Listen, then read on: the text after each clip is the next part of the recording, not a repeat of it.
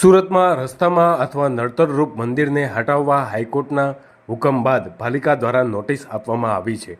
ત્યારે આ નોટિસના વિરોધમાં બજરંગ દળ, વિશ્વ હિન્દુ પરિષદ અને સ્થાનિક લોકો ભેગા થયા હતા। સુરત કલેક્ટરને આવેદનપત્ર આપીને આ નિર્ણય પરત લેવા માટેની માંગ કરી હતી। નિર્ણય પરત નહીં લેવામાં આવે તો ઉગ્ર આંદોલનની ચીમકી પણ ઉચ્ચારવામાં આવી છે। કલેક્ટર કચેરીના પ્રાંગણમાં જ આવેદનપત્ર આપતી વખતે એકઠા થયેલા લોકોએ રામધૂન બોલાવી અને આ નોટિસનો વિરોધ કર્યો હતો।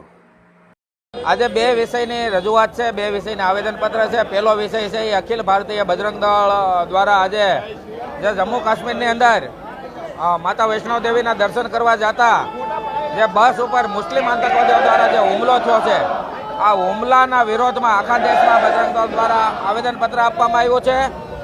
અને બીજો વિષય છે સુરત મ્યુનિસિપાલિટી કમિશનર દ્વારા સુરતની અંદર 11 થી 12 જેટલા પૌરાણિક મંદિરો છે જે 150, 200, 100 વર્ષ જૂના છે અને તોડી પાડવાની નોટિસ આપવામાં આવી છે। તો આ મંદિરો ન તૂટે એના માટે અમે એક આવેદનપત્ર માટે આપીએ। હિન્દુત્વની વાત કરી અને જે મંદિરો તોડવાની વાત છે, વિશ્વ હિન્દુ પરિષદ બજરંગ દળ હર હંમેશ તટસ્થ રહ્યો છે, હિન્દુઓની સાથે રહ્યો છે।